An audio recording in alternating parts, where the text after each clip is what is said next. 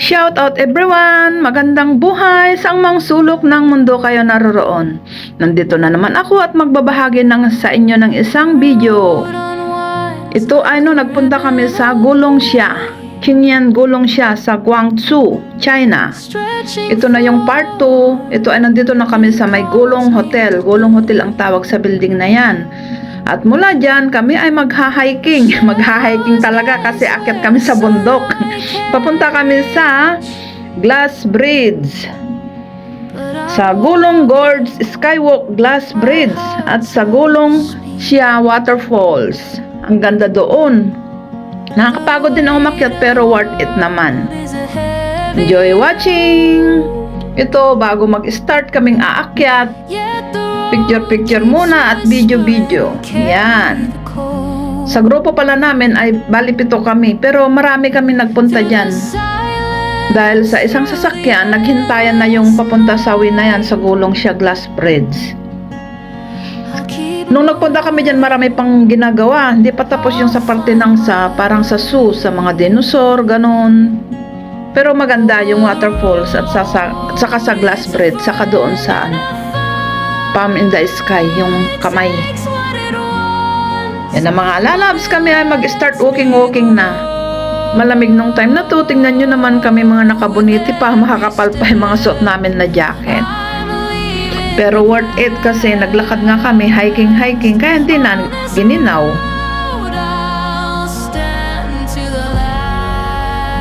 Ito nga pala, sa loob pala niyan ay bali shopping mall. Shop ng mga mga pang display, pasalubong, ganon, remembrance. Sa loob niyan, diyan kami dumaan. Shout out nga pala sa Kapamilya University sa pangunguna ni Madam Juicy Adami. Ganon din kay Disney Princess ng Hong Kong, Perky F.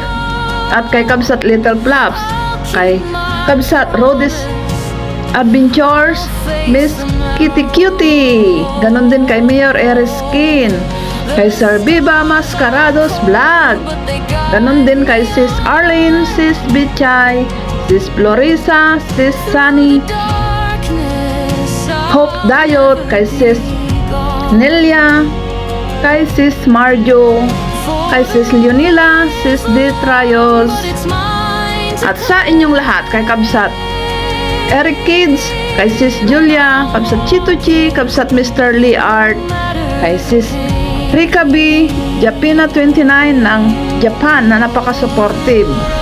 Ganon din kay Kabsat Stila, Kabsat Maripi Manangan, kay Sis Jumicel, kay Sis Ren, Sis Jimulien, Kabsat Iba Patmos, kay Sis Lady Pandakakix, kay Sis Lilian, Sis Blissmac, Sis Myra, Sir Ben, kay Sis Ursula aka Hate TV Vlog.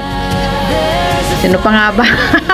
Kay Kabsat Eve's Kitchen, kay Sis Lisa Vlog 8, kay Kabsat, kay kapatid Kael Concepcion, kay Sis Evelyn Vlog, Sis Lotlot. Ito mga lalabs, nag-start na ang aming mga paglalakad. Diba? Ang ganda ng view. Pasensya na kayo at medyo magalaw yung cellphone.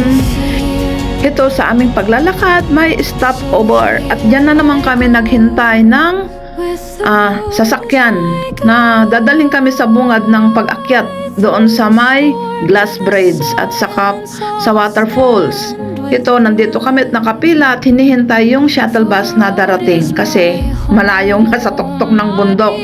Kung mula sa umpisa na yan, lawit na yung dila namin pagdating sa taas. Pagod na, diba? Ito na, pupunta kami dyan kasi may mga card kami, pakita namin bago kami yung passes namin. Yan, pupunta kami dyan sa Glass Bridge na yan, ang haba ng Glass Bridge. Ito, nakasakay na kami ng shuttle bus at ipagpatuloy ko na naman ang aking pag-shoutout. Shoutout din kay Kabsat Norbans, Kambal niya Peleros Channel, kay Sis Sikoy Merly Channel, kay Sis Chen, ganon din kay Kabsat GRMT House, kay Kabsat Remy Home Cooking, kay Sis Wilma Pasaway Vlogs, Father Insan, Dibdib Simple Crafts, Sis Gracie TV, Sis Railani ASMR. Salamat sa inyong lahat. Ganon din kay Sis Marlene Graves.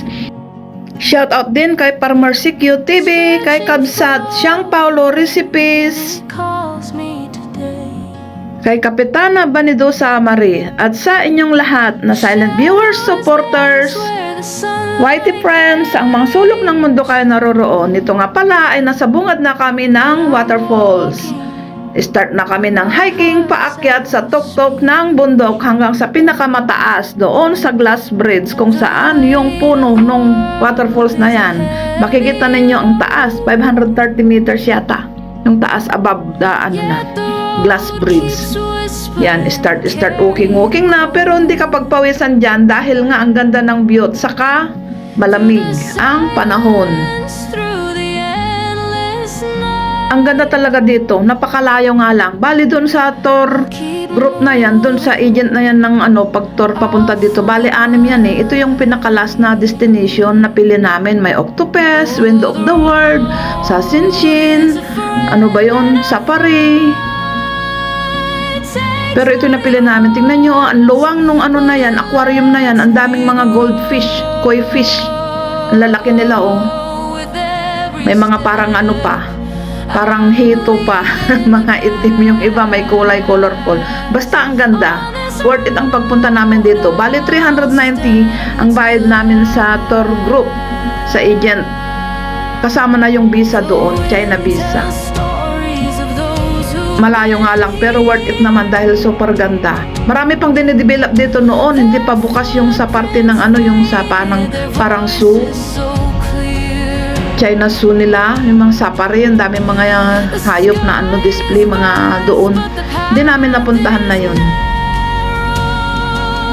Enjoy watching!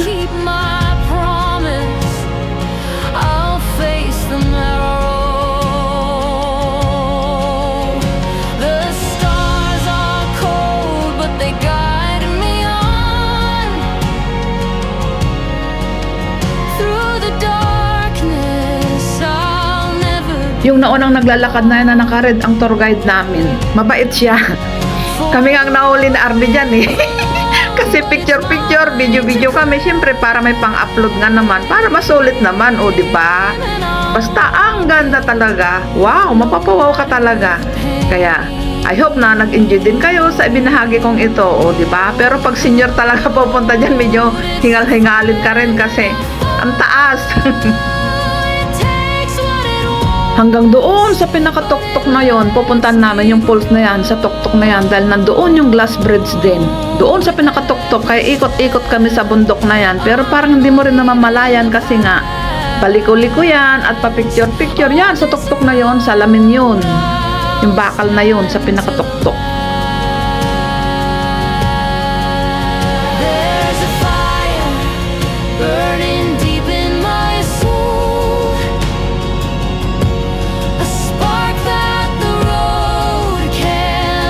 Talagang mapapawaw ka talaga dito sa natural waterfalls na yan. Diba ang ganda? Sa tuktok ng bundok galing yung tubig na yan. Ito mga kasama ko, balipito kami sa grupo.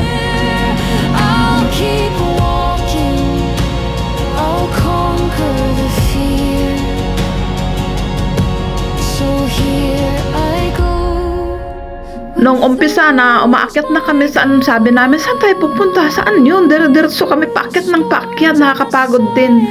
Basta sabi namin, sundan na lang natin yung tour guide natin. Ito nga, paakyat kami ng paakyat na hindi namin namamalayan hanggang sa malapit na kami makarating sa Glass Bridge. Diyan naman, ang galing talaga nila, mga Chinese, ang talino talaga. Diyan naman, maglalakad na naman kami diyan, merong escalator paakyat. Diba? Ang ganda. Hindi namin sukat akalain na mararating namin yun sa pinakatuktok. Ito, papunta kami dyan, may dadaanan naman kami dyan na escalator, naglakad kami dyan.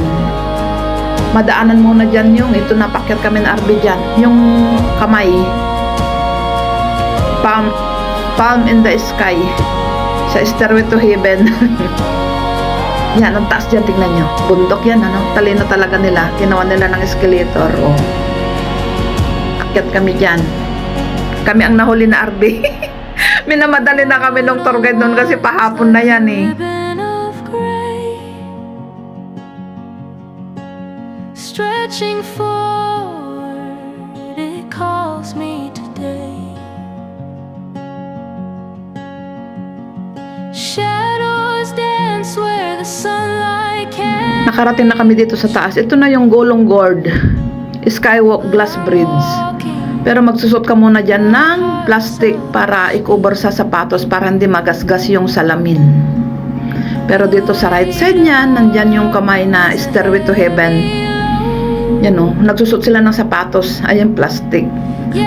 I-cover sa sapatos para hindi magasgas yung glass. Nakakatakot. Ang haba-haba niyan.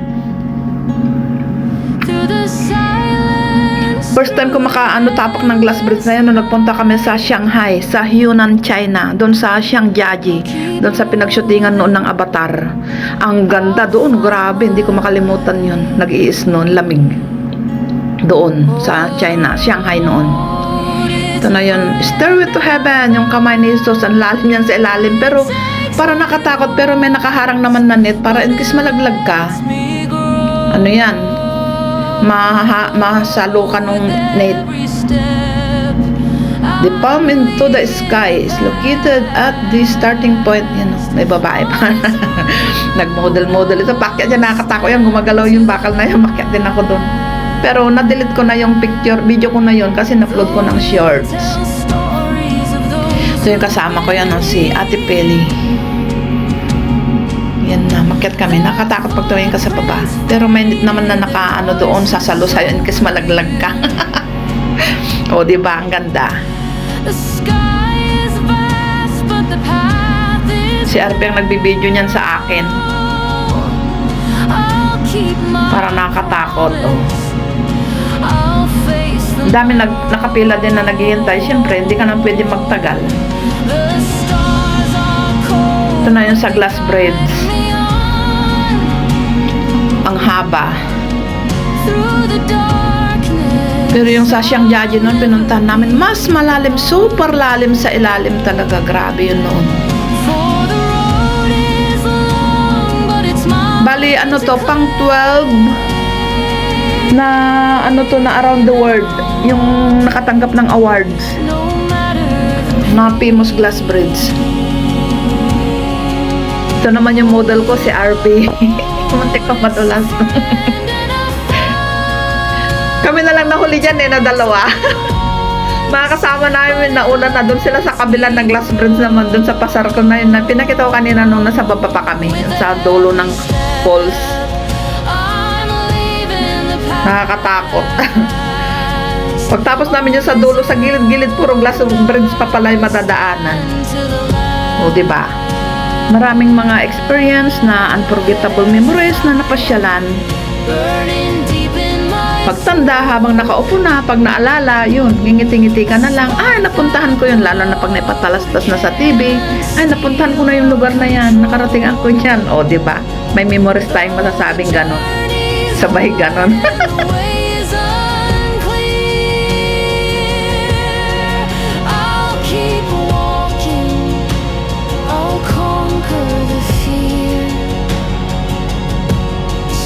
Ito, binibilisan na namin ang lakad dito dahil medyo paambon na noon. Ang lamig. Iyan, tingnan nyo, foggy na nga eh.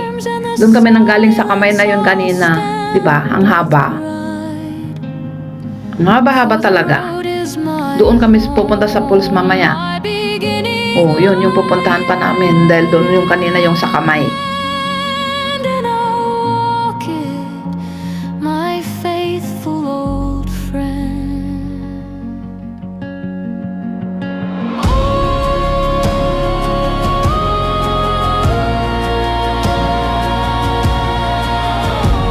Mahabang lakaran pa ito.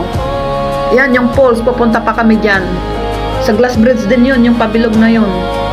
Doon sa may monkey yun.